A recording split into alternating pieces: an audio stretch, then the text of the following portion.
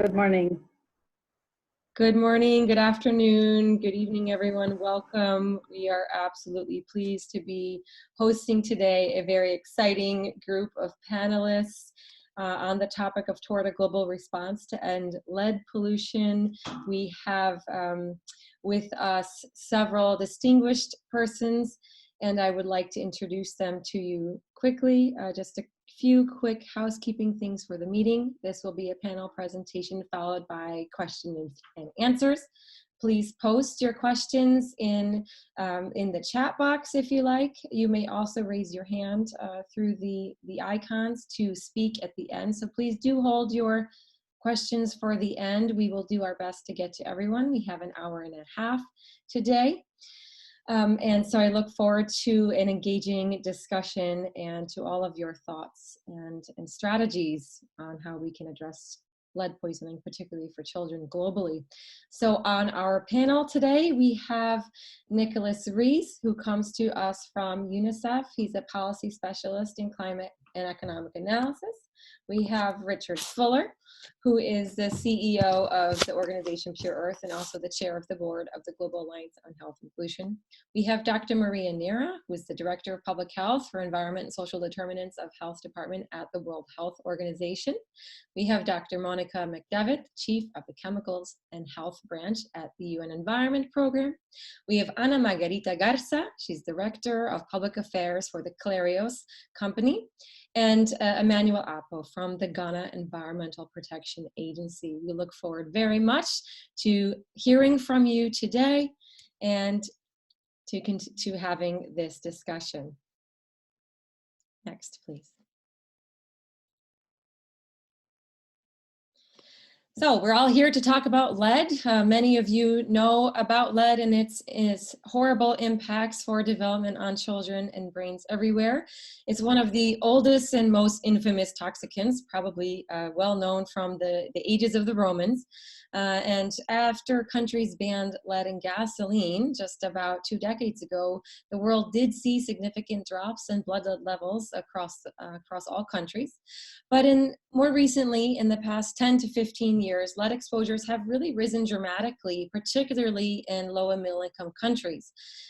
I would love to hear from you, Nick and Richard, as to what is behind this increase and why should governments, public and civil society and others pay attention.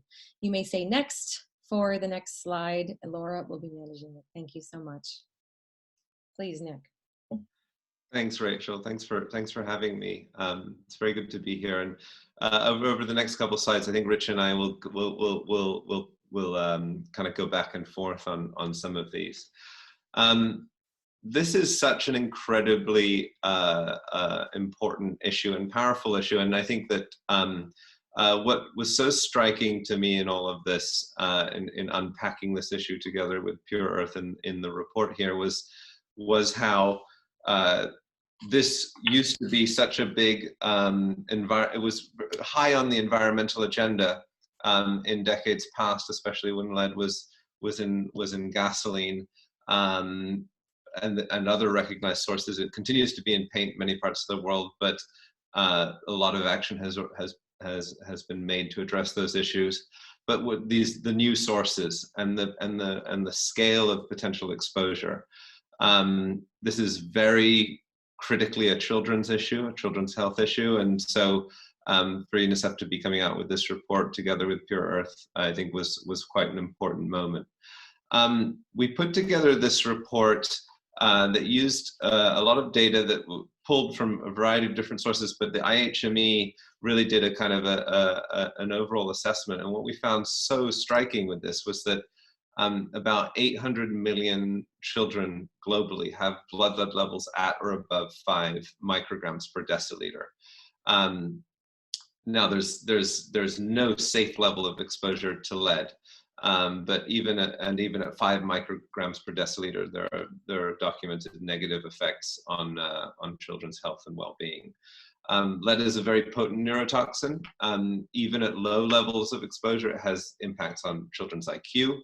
Attention spans, it has broader health impacts on kidney and liver, and it also affects adults as well. Sorry, Richard. Oh, next slide, yes. Sorry, yes, so 800 million children have elevated blood levels. That's about roughly a third of all children globally. This is easily one of the most problematic chemicals on Earth. It's so widespread, and also it can be so widespread but not immediately understood and visible. Some of the symptoms develop later on in life, and so it can be hard to tell even if a child has lead poisoning. You can't determine for sure without a blood level test. And this is just so much why we need strengthened health systems. And why now? Lead is one of the most well-known toxic substances. The science and knowledge on this goes way back, as you mentioned, Rachel. But the science has continued to improve. We know now more than ever about how lower levels of lead exposure can affect children's cognitive development. The 5 micrograms per deciliter has been shown to result in a 3 to 5 point loss on IQ. All of these numbers might seem like low numbers, but when you're talking about 800 million children globally, that's a huge aggregate burden and loss to society. The monitoring has improved considerably. In the past, this has been difficult to monitor, certainly at a global level. But with the growth of country level monitoring, we have a better sense now. As you can see from this map here, a lot of the areas where childhood lead exposure is particularly high are some of the high burden countries that we work in, and that need a lot of work on health system strengthening and so forth.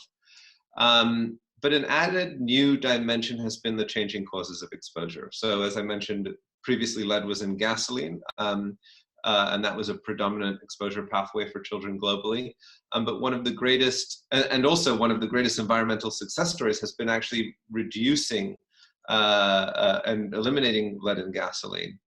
But now we're seeing a major new growth area is the improper recycling of lead acid batteries. Lead acid batteries account for about 85% of global lead use. Sorry, on this slide, I just want to, Richard, maybe you should go into more detail, but the particular impacts on brain damage are incredibly worrying. As I mentioned, there's a 3 to 5 point loss in IQ with a 5 microgram per deciliter level of exposure. And all of these have longer term impacts for children's learning and overall development. But maybe over to you, Rich. Yeah, I think what we need to know is how brain impacts, how lead impacts developing brains. And it seems that during the early stages of life, either in utero or in the first 6 or 9 months of life, the frontal cortex is developing within babies, and it's becoming the center of intelligence, of the master function, of self-control, and the rest. When lead is present in the brain while the frontal cortex is developing, the neuron connections don't occur as they should properly, because calcium, which is the chemical that's responsible for enabling these neurons to connect together, gets displaced by lead. The body thinks they're very similar. And when that happens, the neurons don't create as many connections. So in animal studies, a normal brain will have 12 to 14 connections per neuron to other neurons. When lead is added, that number reduces to 8 or 9 neurons. So there's a physical implication in terms of brain damage for having lead in the world when kids are this young. And I think we need to remember that this is not just a chemical that comes in and out of the body, as so many others do. It's one that when it does come in at this particular time, it creates permanent, lifelong damage that cannot be undone. So that, I think, makes lead particularly different to many, many other chemicals. Thanks, Rich. I just want to point out that in addition to children being so vulnerable because the blood-brain barrier is still developing, and during this critical early window of life, thousands of neural connections are made every second. So lead exposure can have a substantial interference in this very complex and actually very delicate process. Children, through behavioral as well as physiological and biological characteristics, are also particularly vulnerable. They absorb about 4 to 5 times more of the lead that enters their bodies than adults. They breathe, drink, and eat more per unit of body weight than adults, and so contaminated air, food, or water can affect them more. And there are also even behavioral characteristics that make them more predisposed to lead exposure. They, when they're learning to crawl and walk, they play closer to the ground. And they're more likely to breathe in particulate matter that might have lead dust in it, for example. They have a higher propensity to engage in hand-to-mouth behavior and pica, which presents greater risks. Lead actually, to the taste, is sweet. And so that, can influence behavioral characteristics as well. So if lead paint that is chipping, and children are playing, living around it, they might even have more of a propensity to engage in hand-to-mouth behavior and pica as a result.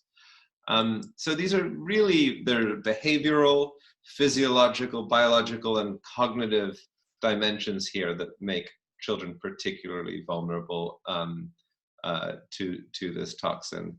And all of this has just incredible long-term life socioeconomic implications, including educational outcomes, violence, which we'll get into, and also implications for future wages and their overall, really, their potential in life. Next slide. I think over to Rich. Thanks, Nick. One of the things that's quite interesting that we've uncovered in this data set is that, in fact, since the phase out of lead in gasoline, lead has become more problematic. This graph shows deaths per 100,000. We already talked about lead causing 900,000 premature deaths per year.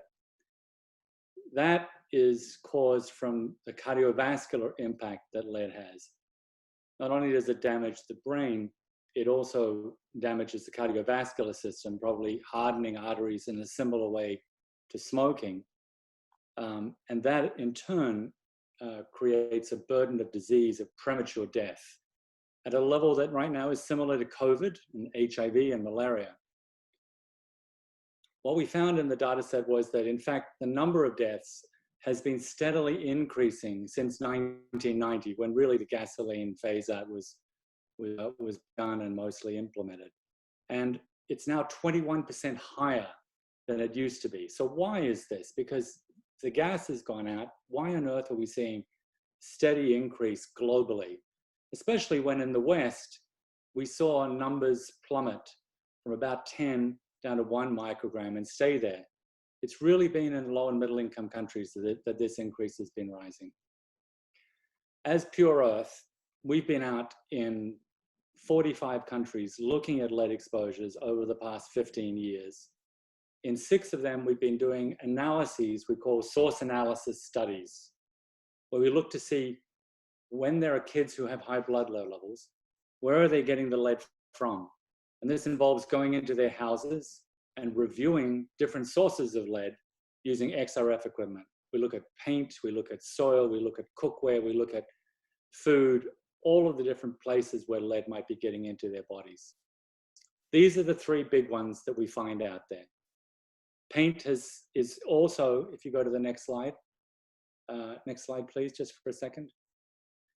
Paint is also, and cosmetics also are there, but much less. Please go back for a second, Laura.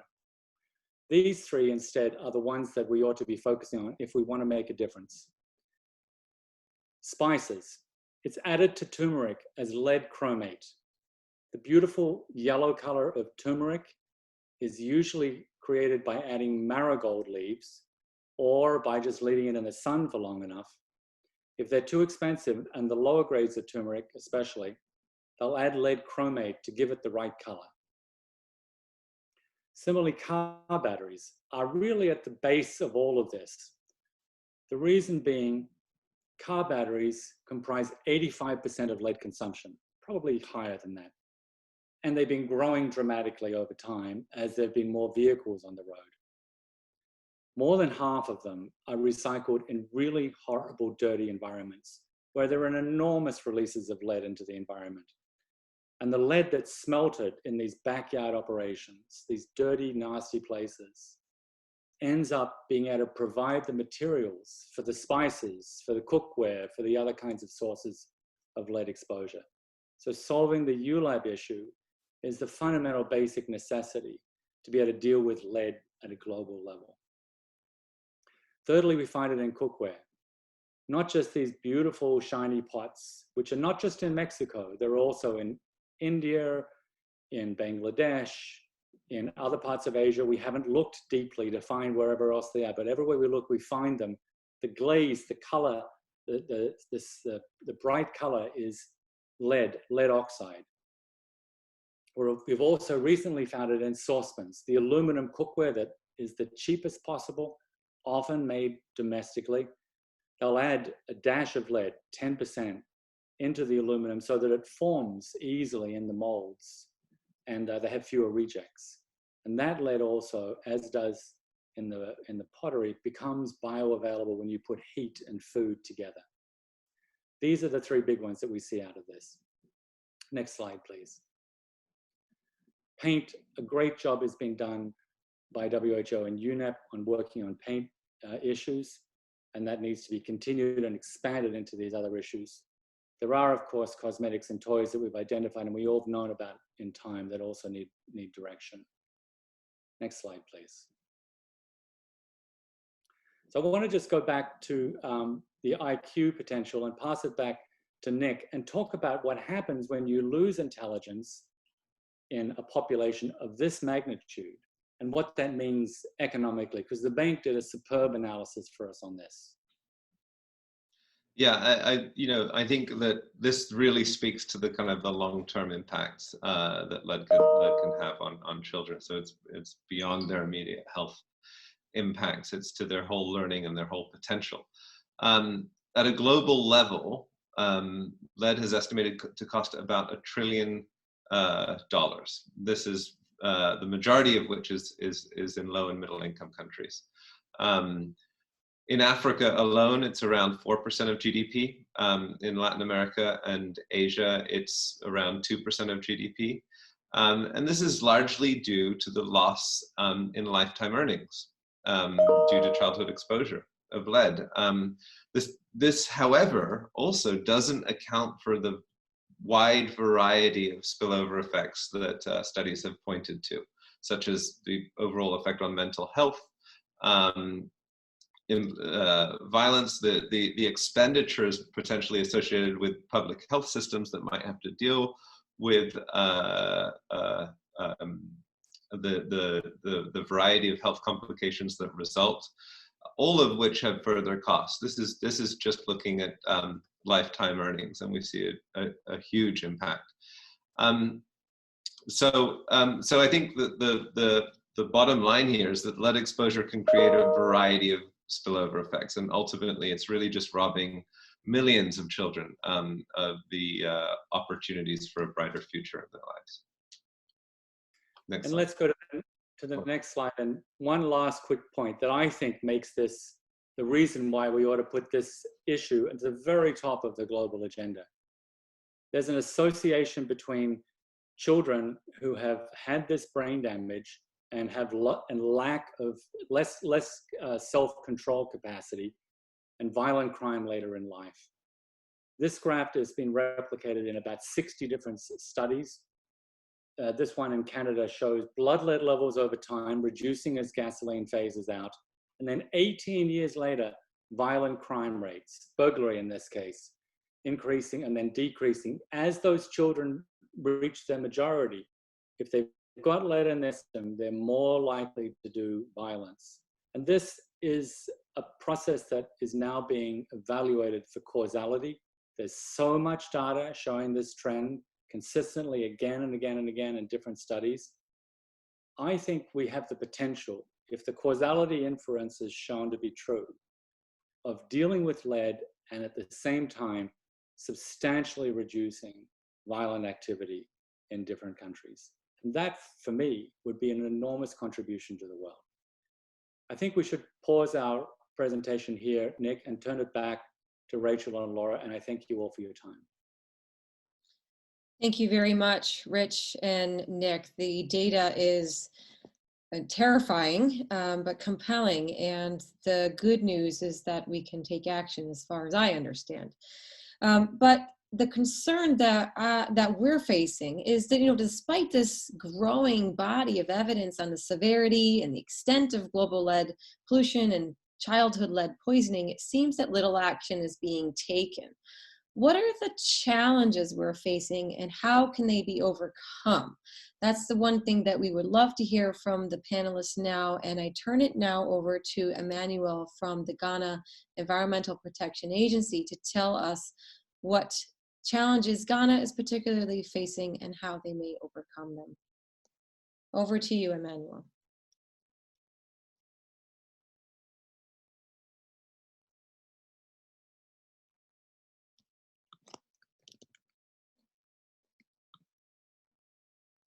Trying to unmute Emmanuel here.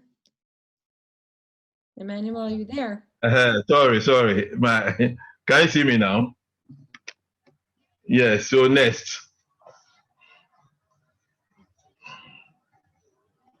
Ghana, the government of Ghana is facing a lot of challenges associated with e-waste in general.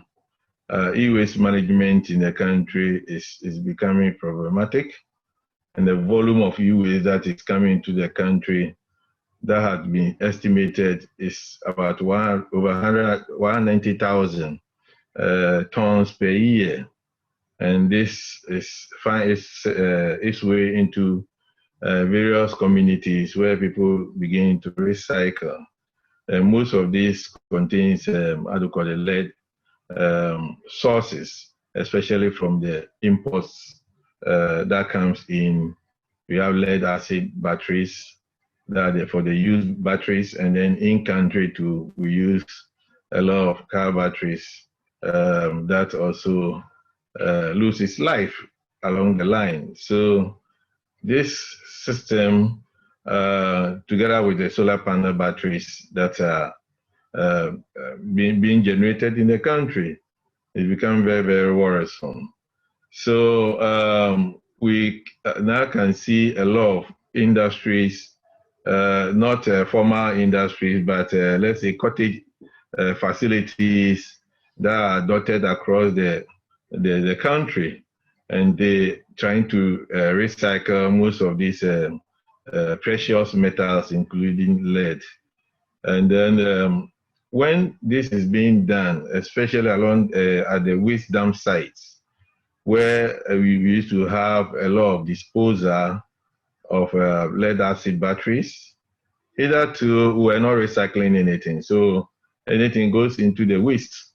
And the old waste dump sites have a lot of buried lead batteries, used batteries. So people go in and then scavenge, try to salvage this lead batteries, so that we call it mining, lead mining. They mine them out and then recycle.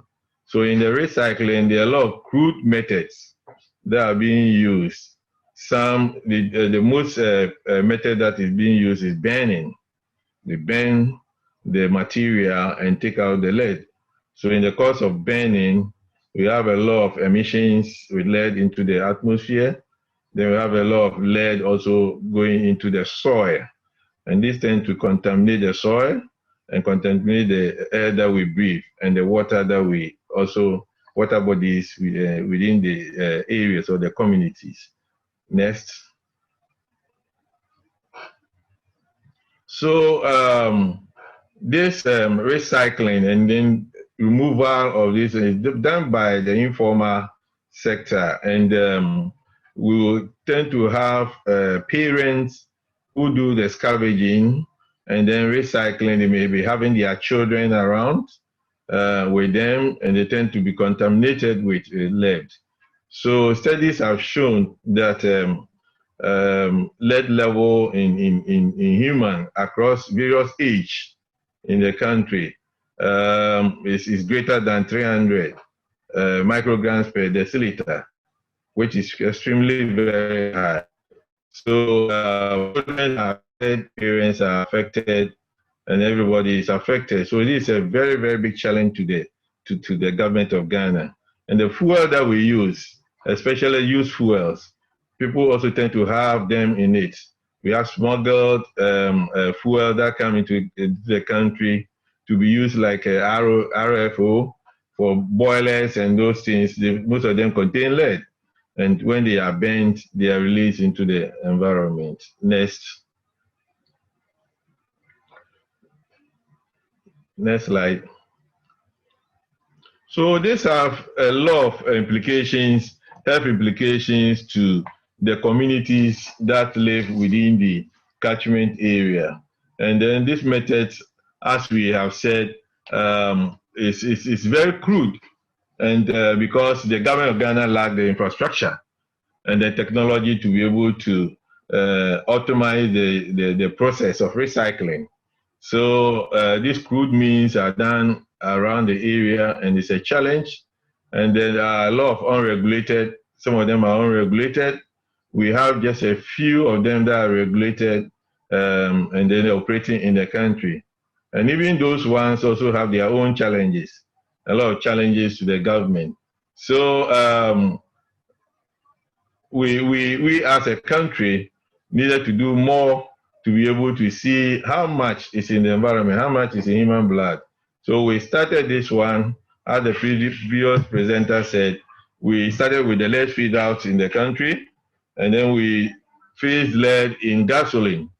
And before that, we looked at lead in high-risk groups, the blood. And then it was realized that the levels were extremely very high. And when the exercise was repeated 3 years later, precisely in 2006, we had the values reducing.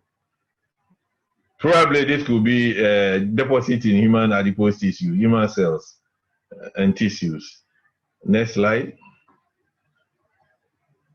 So it is a challenge, and then we need to look at how we can do more, because looking at this, Environmental Protection Agency sponsored one of our staff to be also to carry out some studies and see what is happening, especially at the area that we presume there will be no lead, and then from industrial areas where recycling plants are located.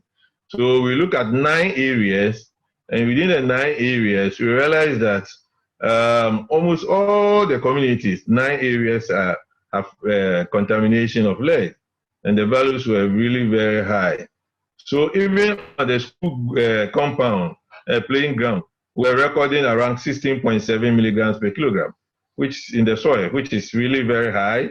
And then steel plant area too, more than 4,000 milligram per kilogram. And when we come to the workers, we assess the workers, and the workers too, the lead also levels in their blood were also extremely very high. About 95% of the workers are levels that were very high. So this is really a very big challenge to the country and the government of Ghana. Next.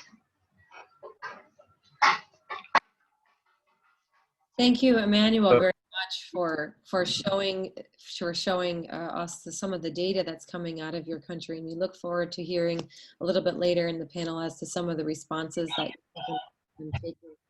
I'd like to turn it over now to Dr. Moderator to tell us a little bit about what the WHO is working on and implications that the health sector is facing.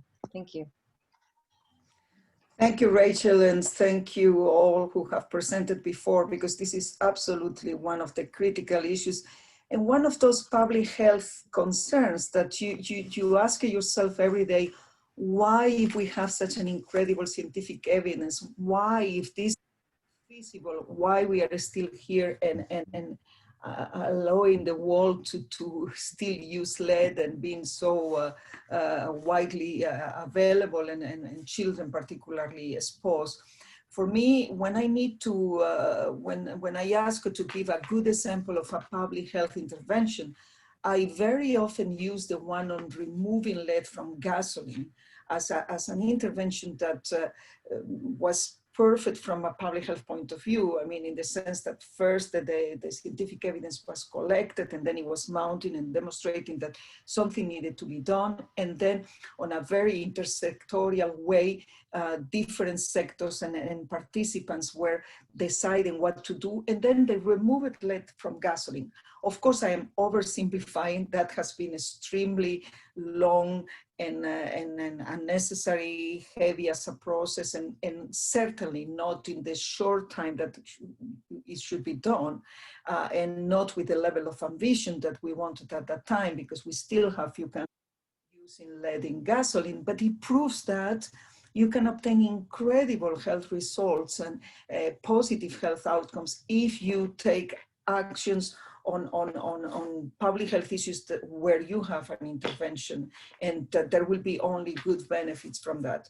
So now, what do we do to prevent how we face all of those challenges that we are still facing? I think Richard and were describing very well what it represents in terms of exposure, the societal, the health, societal, and economic cost, and how many number of children are affected and intellectually disabled every year. Already a few years ago, WHO has identified lead as one of the 10 chemicals of what we call it of major public health concern. And we were at that time already calling very much for the multi-sectorial action that is needed to at least limit the harmful effect. Of course, significant sources of exposed to lead still remain, but we need to reduce the use and release of lead and through many efforts that we all together we need to do. And one of the challenges, and probably a critical one, is how to empower the health sector first to recognize this public health issue, because you know, in the places where this is happening, the competition among different health issues is such that sometimes they don't even recognize that they have this problem, and only too late when you have already an intellectual disabled child, and with what that represents in terms of human suffering and the cost for the society and the economy. The next one, please. Of course, for the last 15 years, we have been producing different publications and tools, and there is a nice training package for doctors and nurses. Batteries were one of our major concerns, and there are guidance on the use-led batteries and implication for health and how the health policy makers address this issue. One of the, again, very, from a human point of view, it was horrible when we intervene as a WHO team with other partners in the field to identify some cases of neurological disorder in children. At that time, we were even thinking that it could be an infectious agent, to then realize that it was simply that the children on the back of the moms, they were extracting the little lead from batteries, and that for hours and hours on a mountain of lead batteries, and then causing the horrible damage in the blood levels of lead that we detected at that time. When we compare with the knowledge we have from the books, we couldn't believe it. I mean, it was something that it was totally non-compatible with life. When we saw the levels of lead in the blood of the kids, it was something horrible. Anyway, now, as you know, there is this campaign that gives us some hope on the Global Alliance to Eliminate Lead in Paint led by our colleagues in UNEP and with us in WHO, but of course with the collaboration of many partners, and this is the week, so we need to make sure that governments take action on restricting the use of lead in paint, which is ridiculous because we have other options, so we are not forced to use it. So it's totally something that makes you feel very frustrated, because why are we still using lead in paint while we have other options? Next one, please. Well, but the good news is that we are producing some official guidelines. We thought that it would be important to have guidelines on how to manage and treat lead exposure, and those will be available at the beginning of 2021. And as well as guidelines on how to prevent lead exposures in children from different sources. First of all, at local level, we need to find out that there are exposure. I mean, people don't necessarily know, and they don't know that this is a concern for their population. So information is very much needed on how much this is a hazard, for the what are the different sources of exposure, and more importantly, what are the solutions that you might take to reduce those, the exposure. Those guidelines will be ready by end of 2021, 2021, yes. And hopefully we will use those guidelines to bring a little bit more attention to the ministers of health at the World Health Assembly, or whenever it's relevant. Hopefully we will raise attention around that. Next one, please. And I think it's the last one, Rachel. Yeah. We have the guidance on analytical methods commonly used for measuring lead in blood are of course available, and I think people has been using it.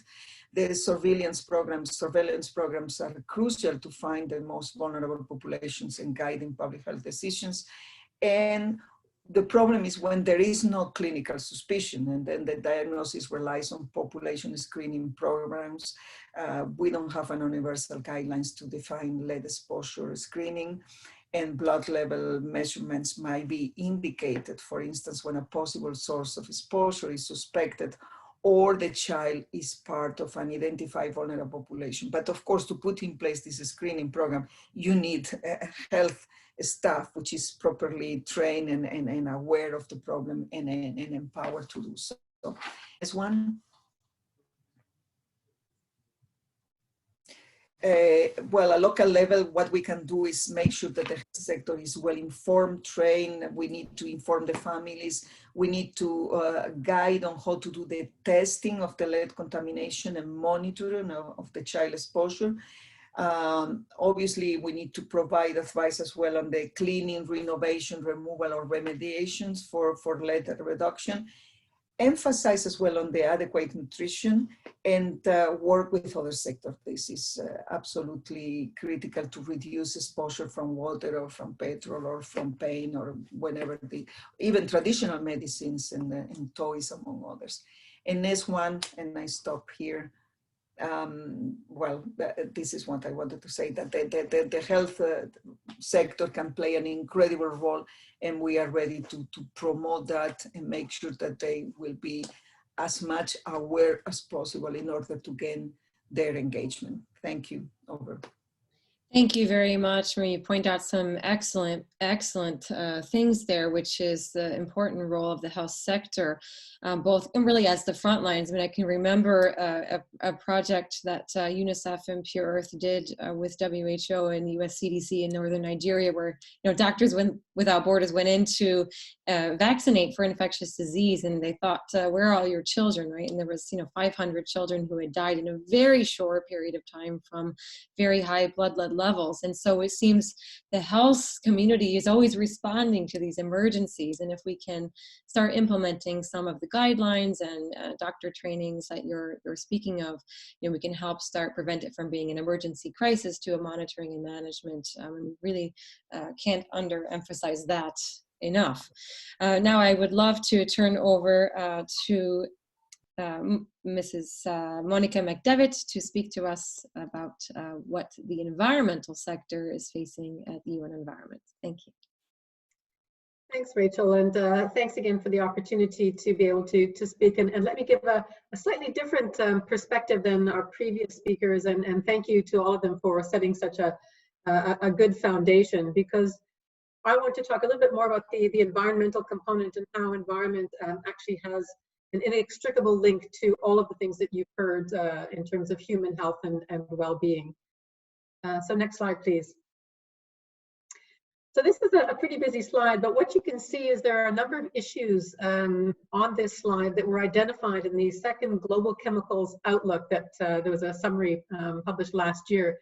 And these are issues of concern that warrant international concerted action for all of these either individual entities or chemicals or groups of them. And this is where there is evidence that there may be some impact on human health.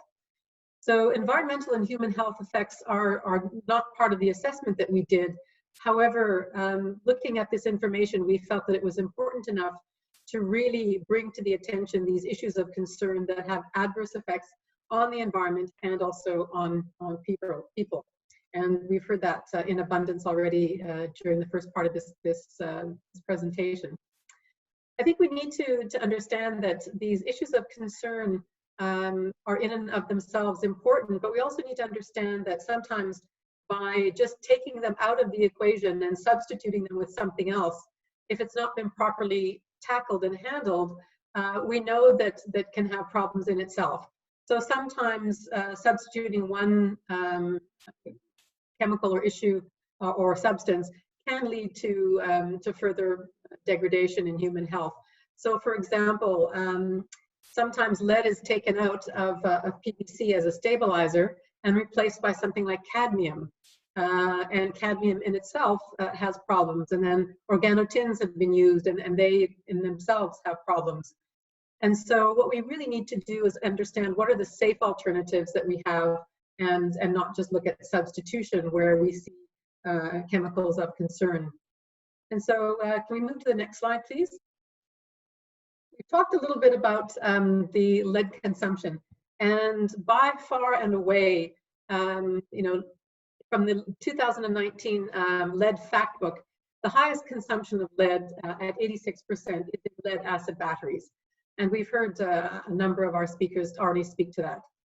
So just going back a little bit into history, nearly 2 decades ago in 2002, the plan of implementation at the World Summit on Sustainable Development in Johannesburg, the governments agreed to phase out lead in lead-based paints and in other sources that would be exposed from a human perspective, and work to prevent, in particular, children's exposure to lead, and also to strengthen monitoring and surveillance efforts. So this was back in 2002, and the work, as we know, goes back even further than 2002, but this is a salient point.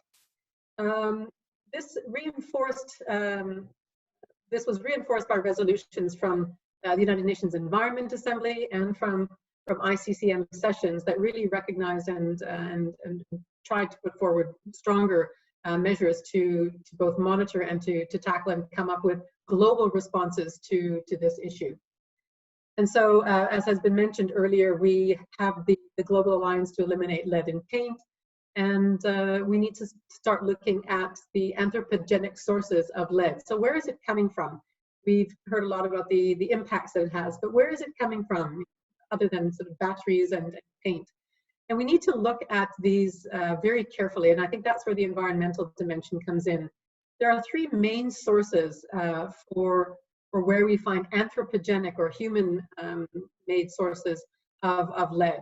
We find it certainly in air emissions that were in leaded petrol or gasoline, fossil fuel combustion for power and heat production, and metal smelting. We also find leaded petrol amounts to about 4 times as much as the other 2 sources.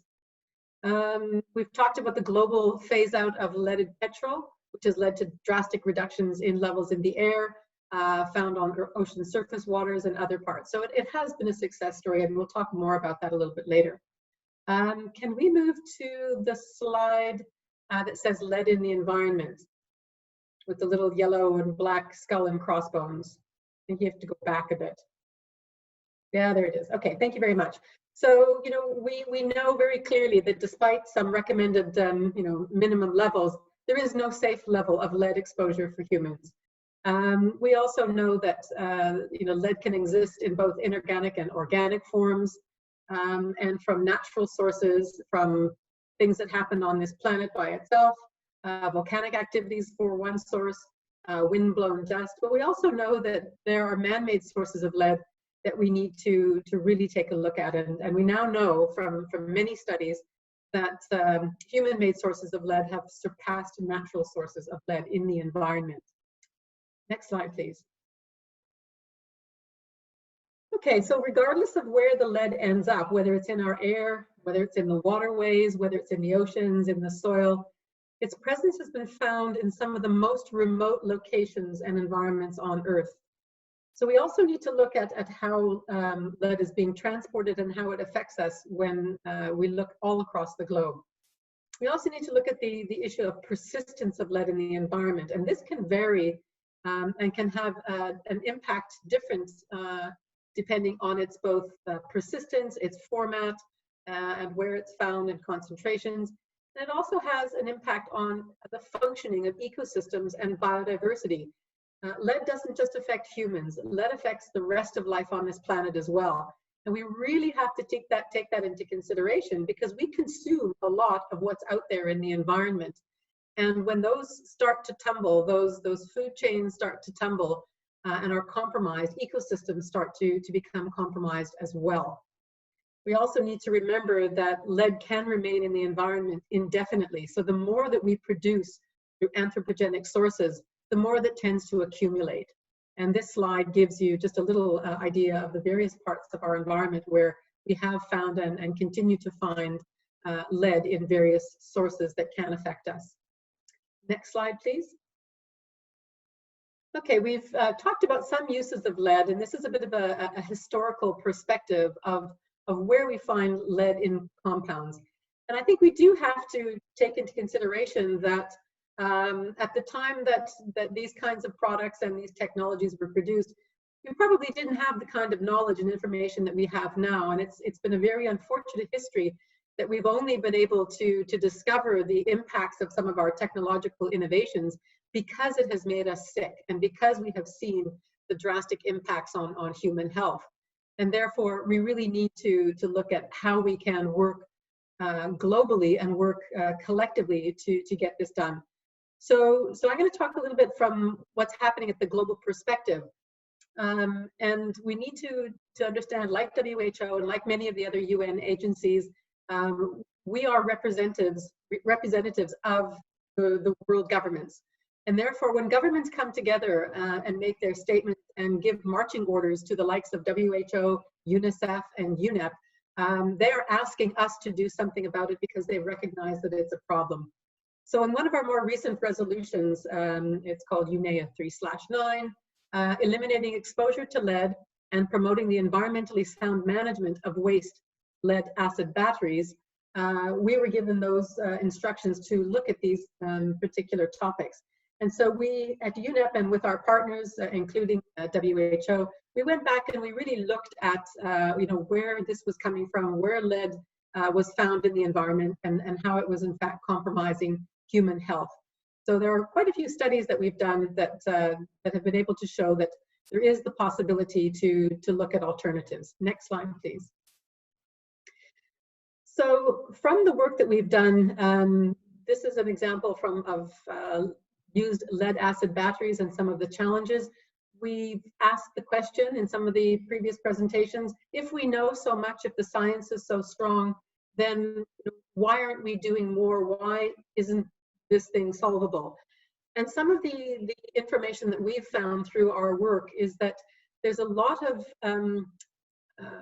lag in many of the developing countries and countries with economies in transition, because there's a lack of capacity, there's a lack of knowledge, there's a lack of technology, there's a lack of enforcement of the good and right policies that are on paper and are agreed to. And what we need to understand, I think, is that the market for lead acid batteries is projected to grow significantly in some regions. And that is a little bit frightening, but we need to couple that with the move toward renewable sources of energy to meet the demands of the future, to cut down on fossil fuel use, but at the same time look at how that energy is being stored and how we're going to deal with it from a more of a circularity perspective. Some of the work that we've done in terms of the Global Chemicals Outlook too has identified some of the reasons why we haven't been successful across the world as perhaps we should be, given what we know. And so what we have to look at is the failure to achieve resource efficiency in terms of having the types of legislation in place to look at circularity and look at it in a safe and alternative way. We also need to look at the fact that many countries simply have the lack of the recycling infrastructure that we've heard from Ghana, for example, to make it safe and sound to recycle lead acid batteries.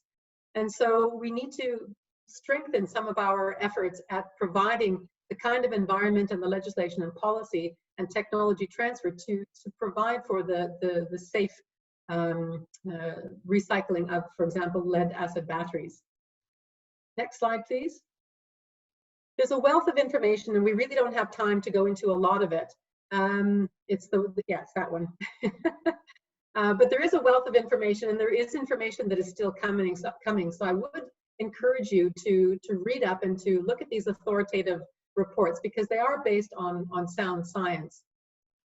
And I just have two quick slides left. There's a lot of information on there. But again, the governments of the world, through the United Nations Environment Assembly resolutions, asked UNEP to look more carefully at the global issues of concern. And so on this slide, and you will have access to all of our presentations, so you can spend some time at it, asked us to look more carefully at these issues of concern, of global concern. And some of the highlights that have come up in the report, and it is available, highlighted that both cadmium and lead, along with arsenic and organotins, are of particular concern, where we need to look at stronger policy frameworks, because the science is so sound. And we need to look at whether or not we could follow something like perhaps the Minamatic Convention on Mercury, in terms of having a much stronger framework to be able to deal with these compounds in the environment and their effects on human health. And this is my last slide for now. So where are we now in terms of challenges and opportunities for the sound management of lead? We know that there are several international instruments and actions that have contributed to successes that we have achieved, and we need to continue to upscale those. There's a lot of international efforts that are going on in terms of handling waste, especially hazardous waste, as we've known. We do have the conventions that have their own mandates that are very specific, such as the Basel Convention, which establishes legally binding obligations for parties to address issues such as lead acid batteries. So there's a lot that can be done. Governments need to, take what they have committed to seriously and really go through the entire cycle of, legislation, frameworks, implementation, monitoring, enforcement, and all those good and right things. But the rest of the world who have already learned and have these skills need to share them and need to work together. So I'll turn over to Richard again, and we'll get back to some of the solutions and success stories later. Thanks. Great, thank you, Monica. And we've got about half an hour left for our panel, so we would like to make sure that the panelists stick to their time, so we have time for questions and answers following. Rich, please go ahead.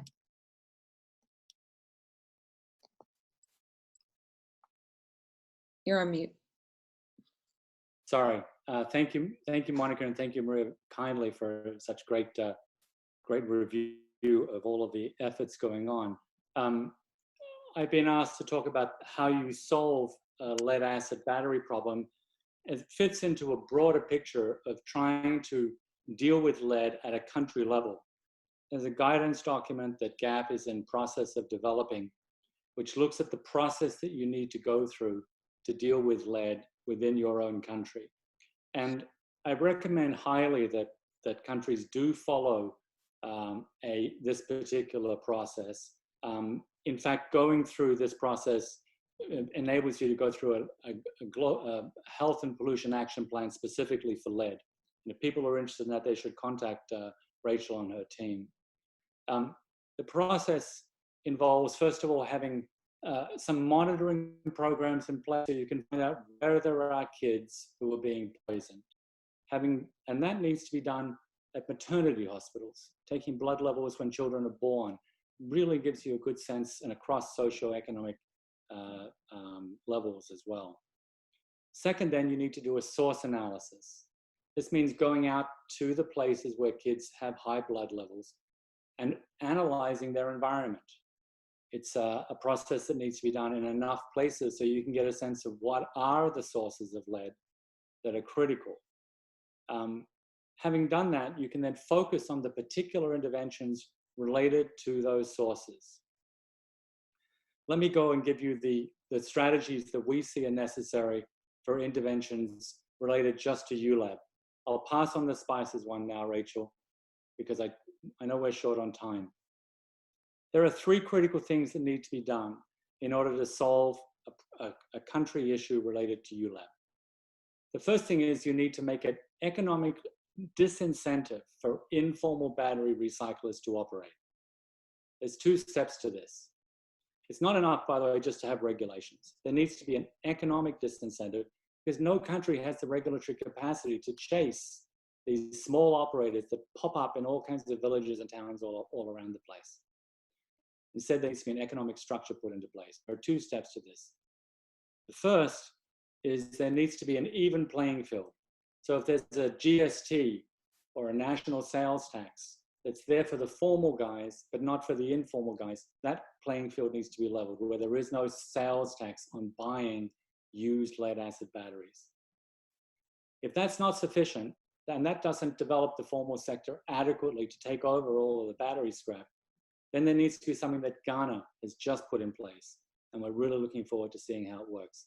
And that is some kind of a surplus added to the sale of batteries that gets returned back to the formal sector for them to buy the scrap at a higher rate. So it's like a green added value to the battery that the manufacturer would then pay into a pot that the formal sector can then use to be able to make their operations take over all of the batteries. The second piece that needs to be done is that the formal sector itself needs to be carefully monitored. They need to be checked to make sure they're actually operating clean and green. And bad formal operators need to be shut down. Now the government can regulate adequately and they have capacity to do this. When those things are done and the informal sector has mostly disappeared, there may need to be a regulatory process there for the last steps. Then there's a cleanup that's needed because the informal sector will have left behind all of these contaminated sites. And don't get scared, it's actually not that expensive. These lead cleanups we've been doing now for 20 years, and none of them are very, very expensive at all. But that step needs to be done once the informal sector has really been pushed down to zero.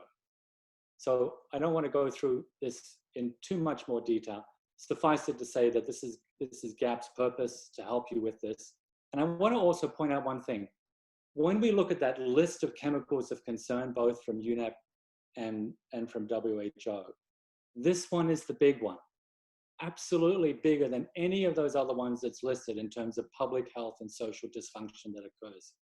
It's 100 times bigger than any of those other problems.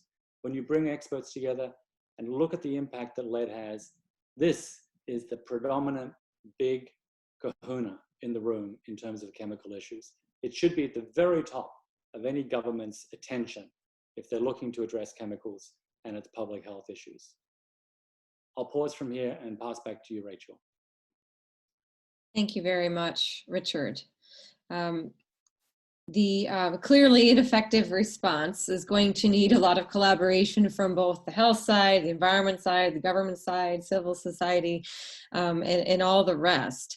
I was hoping we could turn now to a little bit about learning a little bit more about what the panelists think on what the role of each of these stakeholders is, because we don't want to duplicate efforts, but there's clearly a role and plenty of work to go around for everyone. So if we could turn now, I think Nick, you're next. Oh, we have WHO, great, that's fine. Maria. Yeah. What do you want me to do, Rachel? You want me to provide some? Maybe the slides are out of order. I'm so sorry. Yeah. Laura, can you please advance? I think it's been put in twice by accident. I think so. Yes, keep going. Sorry, Maria. No, I was asking you, what do you want me to focus on it? On the new interventions, or how can we raise awareness a little bit more? Yeah, so what is, I mean, you spoke a little bit earlier about the role of the public health sector.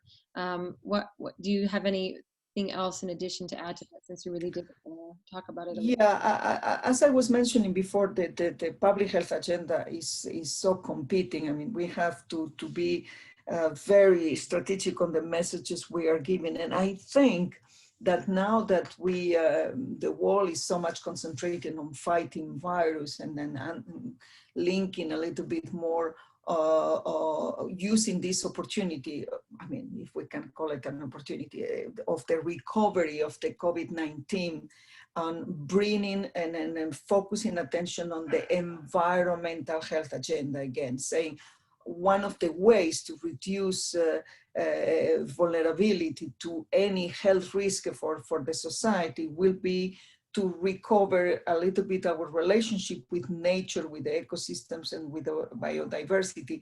And one of the issues to do that is investing more on environmental health in general, recognizing that, as you know, environmental health represents a big burden of the global burden of diseases. And therefore identifying what are the clear strategies on reducing this exposure to environmental risk factors. One will be those chemicals of major public health concern, and therefore lead is clearly one of them. Obviously, all the fight against the causes of, burning fossil fuels and then contributing to global warming and climate change. So for me, giving this umbrella on saying that now that we need to recover from COVID-19, now that we need to do something positive, because our society at the moment is very much traumatized by what we are facing at the moment. So they don't want to hear even more negative messages. So we need to put it on positive.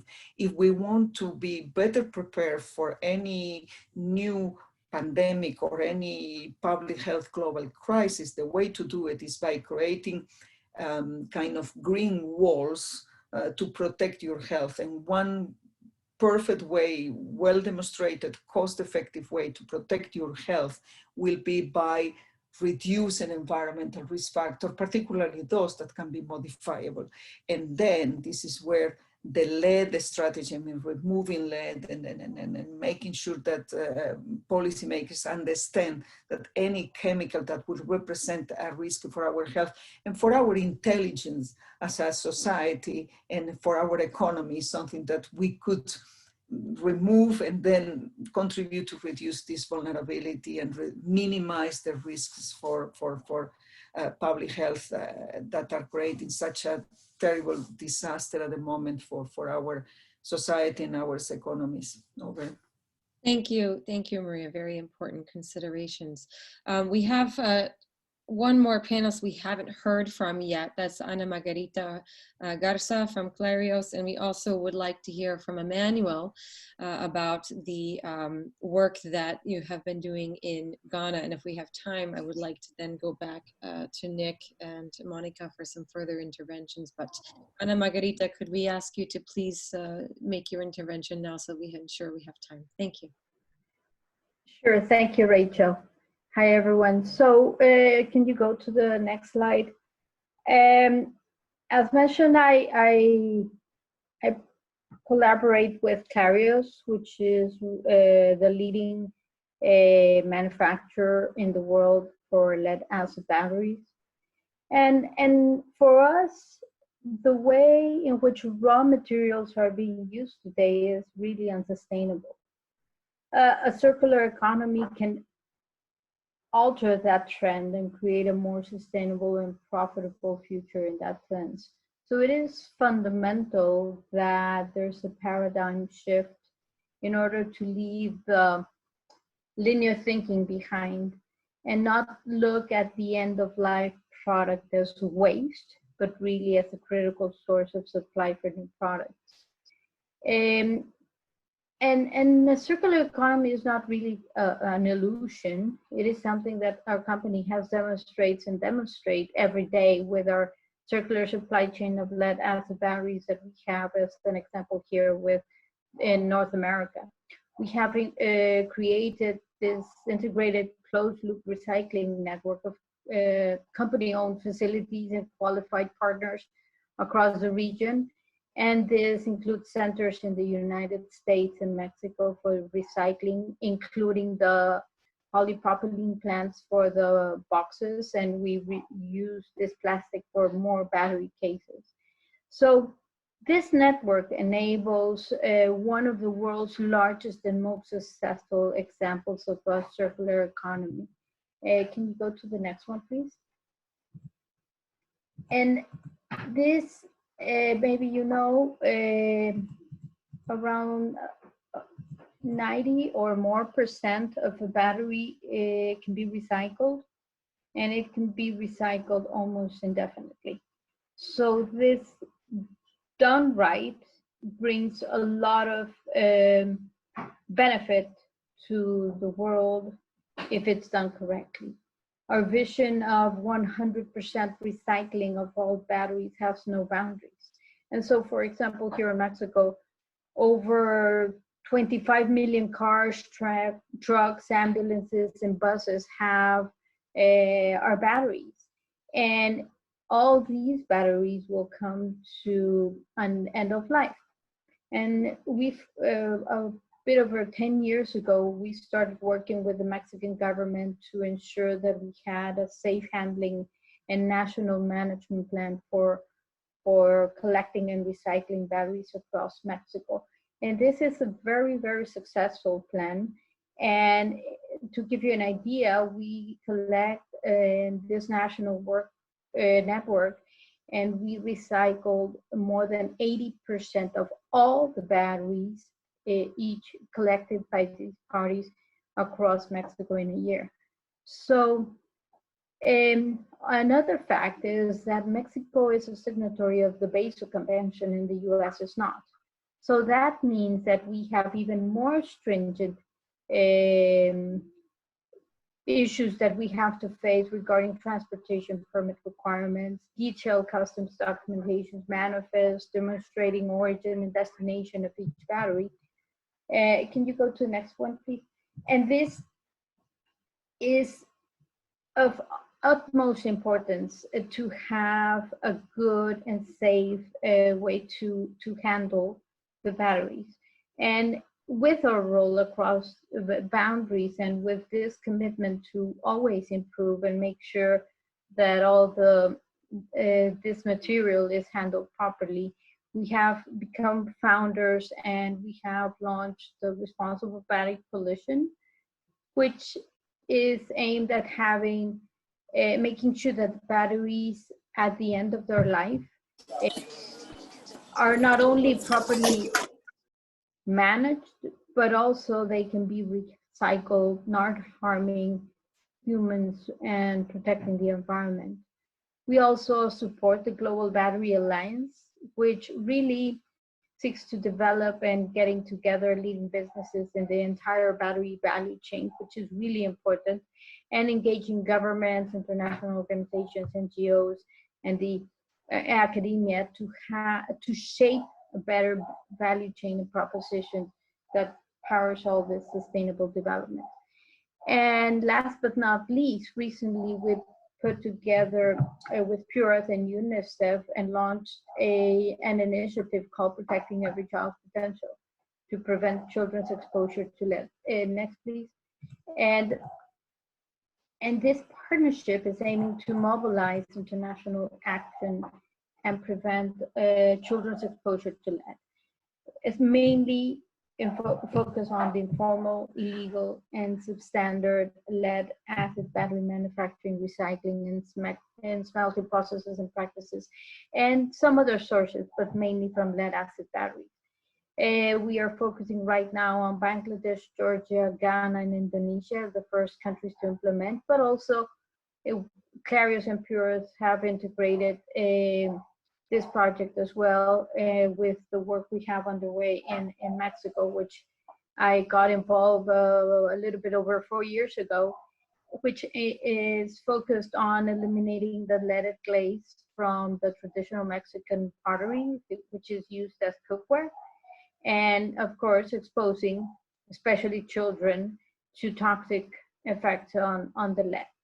And so this commitment is a multi-stakeholder approach, and in order to collaborate and work with local and national governments, businesses, the United Nations entities, academia and civil society to share best practices and model policies. And this is really important because, as Richard was mentioning, if we don't have all these aspects taken into account, it is really difficult to make change. Can you go to the next one, please? And so in our view, in this world, no child should be exposed to lead, especially from informal, illegal, or substandard battery recycling, and it must be prevented, and we know how. I mean, everyday batteries around the world are safely and responsibly collected, transported, recycled in order to make new ones. And this is what we do, and this is basically what we bring to this partnership. This is why we're also committed to mobilizing action, especially from the private sector. And our society and global economy is powered by batteries, and that means that everyone, individuals, communities, civil society, government, companies, everyone has a stake in the solution. So we can eradicate harmful practices that expose children, and together we all can protect every child's potential. Thank you. Thank you, Ana Margarita, and it's excellent to hear of your company's commitment to all of these areas, so thank you so much. And it's also really good to hear of the different things that you all are thinking of, really truly a corporation that's really at the forefront of trying to solve this problem, so thank you so much for your commitment. I would like to turn it over to Emmanuel for 2 more minutes, sir, if you could please talk about the new regulations that have gone into effect before we turn it over to questions and answers, please.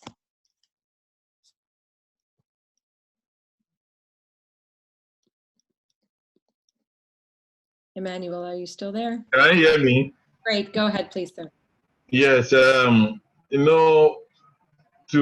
able to control e-waste problems in the country, especially the lead acid battery recycling, we needed a very strong regulations to be able to implement. So we have the environmental impact assessment regulations that controls industry, the former industries, that they have to go through environmental impact assessment to be able to, they are supposed to also environmental monitoring systems to be able to monitor the emissions that goes into the environment, and then also look at the levels. If they are exceeding the levels, they bring them to compliance. Then per the regulation, we also be able to monitor, conduct what they call compliance enforcement of the law, and do that. So they have to go through permitting process, go through compliance enforcement processes, and they also have to be able to do self-monitoring of their activities.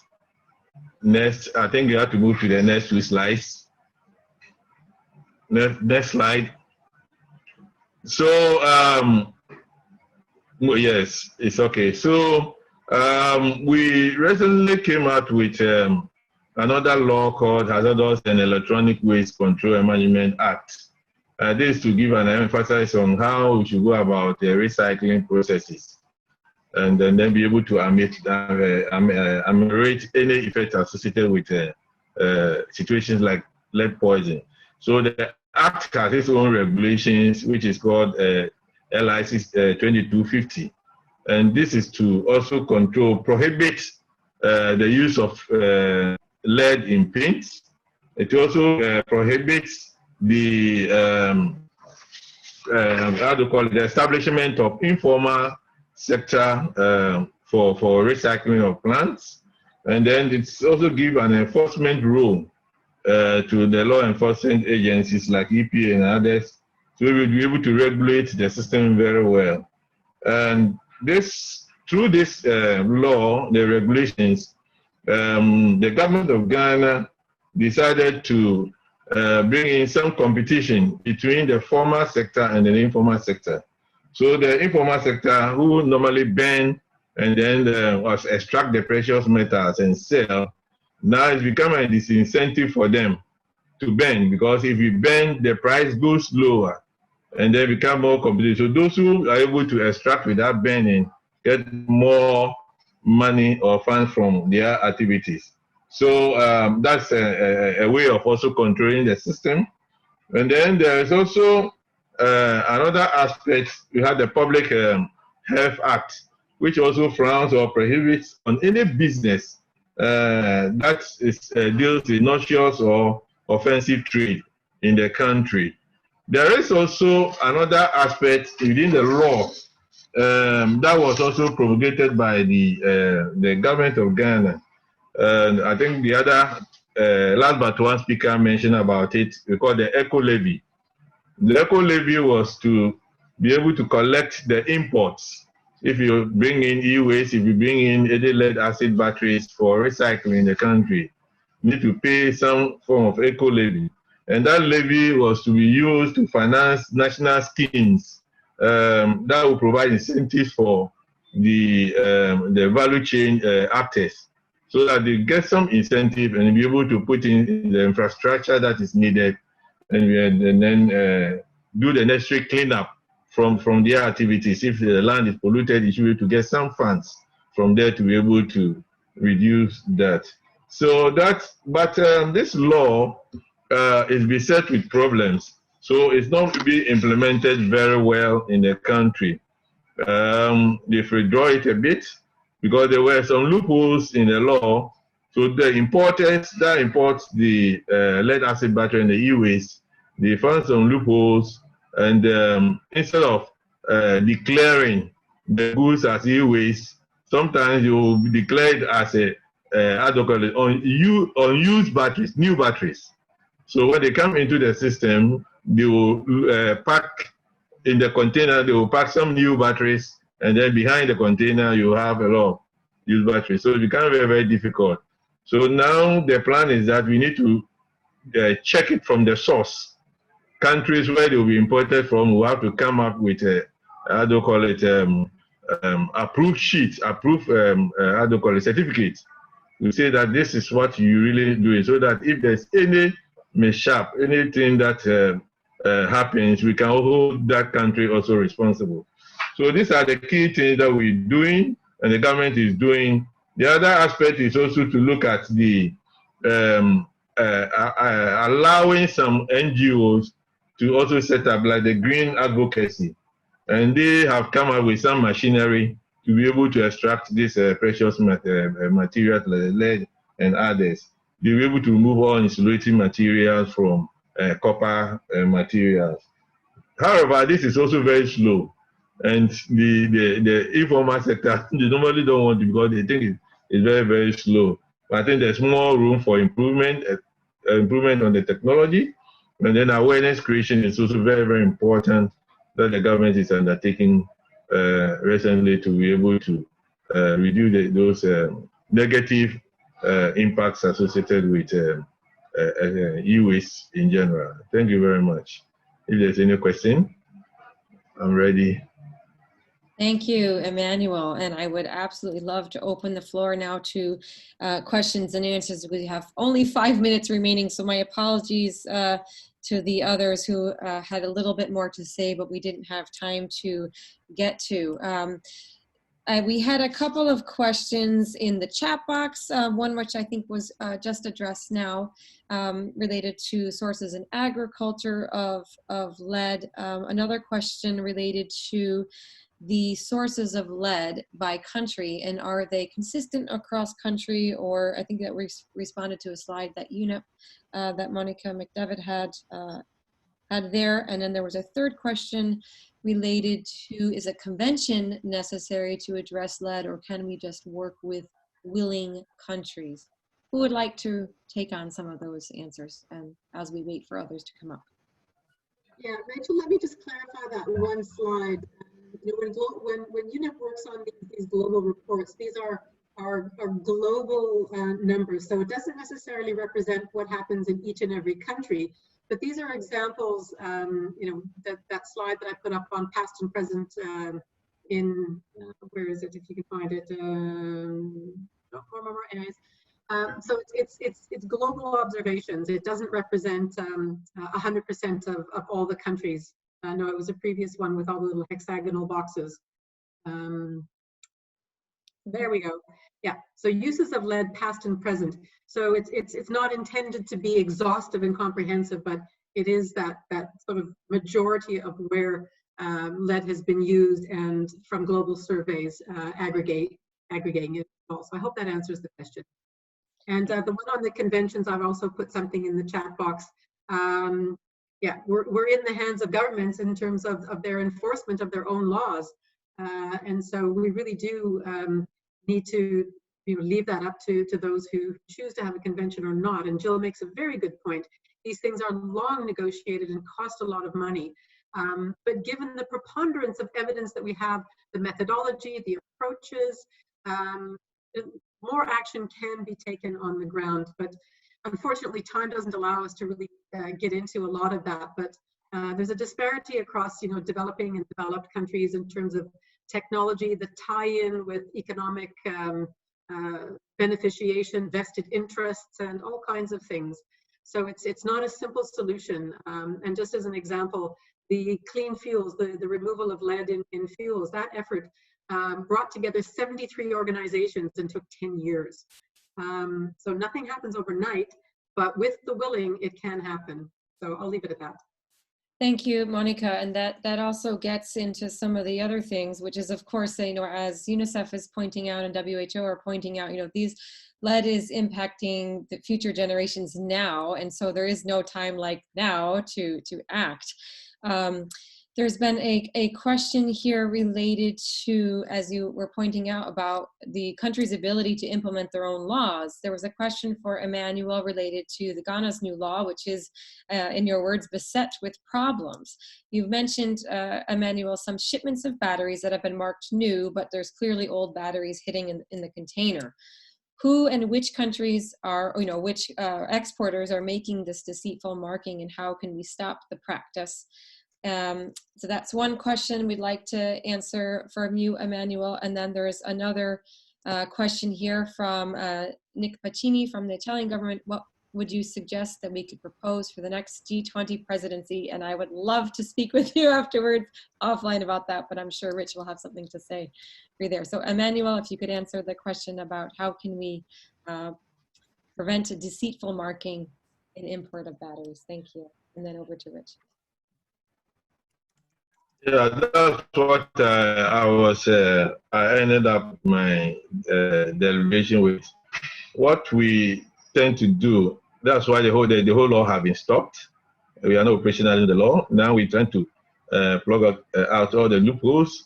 And one key thing that had come into mind now is that we need to have some commitment from countries where these imports are coming from. And if they are coming from, there should be a form of certification from there. And if it comes with a certification, then the proof can be, the customs and regulatory institutions can easily follow up from the country of origin.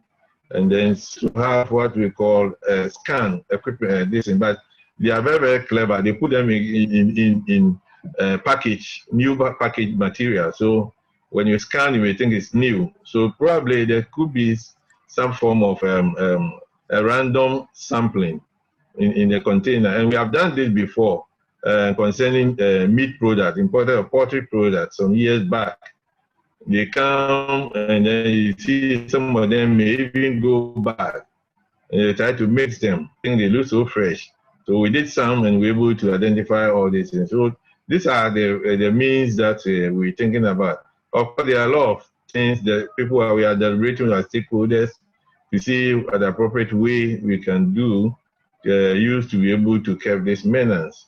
It's really an assault. This was supposed to generate a lot of revenue for the country so that we can use it for cleanup. Recently, there was one formal recycling plant that was polluting the environment, and we asked them to relocate and then come up with new technology. And now the cleaning is also another problem that we're facing. So if all these funds were to be there, we could use them to do a lot of cleaning. So it's a headache to us, and we'll require advice also from some of you. If you have any idea to share with us, we'll be very, very glad to receive your contributions towards this. Thank you very much. Thank you, Emmanuel. Richard. Thank you.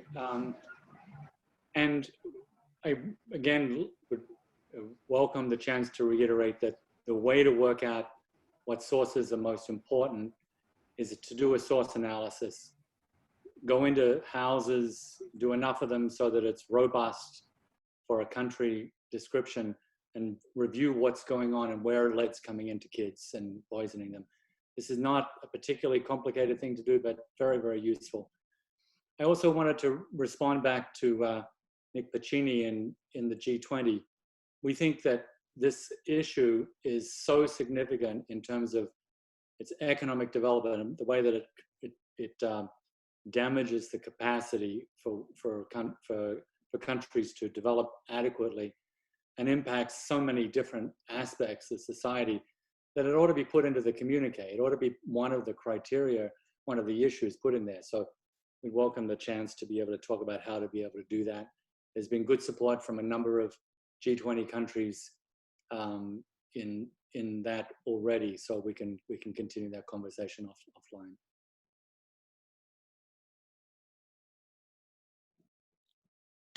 Thank you so much, Rich. Yes, and we do look forward to continuing that conversation. I think there's clearly a lot of different things that we can do and we can do now, as well as continue the conversation and get more actors involved. I think we have time for one last question, if there are any. Miguel Madrid, have you tried approaching other private actors such as PXRF manufacturers and lead care people to get them involved in these initiatives? Richard, I know you've had some experience through Pure Earth with that. Yes, we have, and there is some interest in doing that. So far, the level has been for them providing donations of supplies at different times in critical circumstances. We certainly at Pure Earth been able to buy XRFs at a significantly discounted rate because of the work that's going on. I think also not just those organizations, but we think the car companies, the OEMs, potentially could be a partner in this work. We think the retailers of lead acid batteries also could be involved here. When you go into the industry and look at how many people are touched by this particular product, you really realize it's a very broad potential corporate response here that could be brought to bear. So we welcome any assistance in thinking on all of this, and we're really committed to doing that, to getting as far and deep as we can. Thanks very much, Rich. I think we'll draw the panel and discussions to a close at the moment. We have another event on the same topic at noon in Spanish. I would like to thank very much all of the panelists and all of the participants for being here. This is the initiation of a global response to addressing childhood lead poisoning and lead pollution globally. I encourage all of you to stay tuned. Please reach out to any of the panelists here for more information. Of course, you can contact GAHP as well. We will be sharing the presentations through PDF with anyone who would like that, as well as contact information for any of the panelists. So please do stay in touch. Thank you again for your kind participation and attention, and we look forward to continuing the discussion. Thank you so much.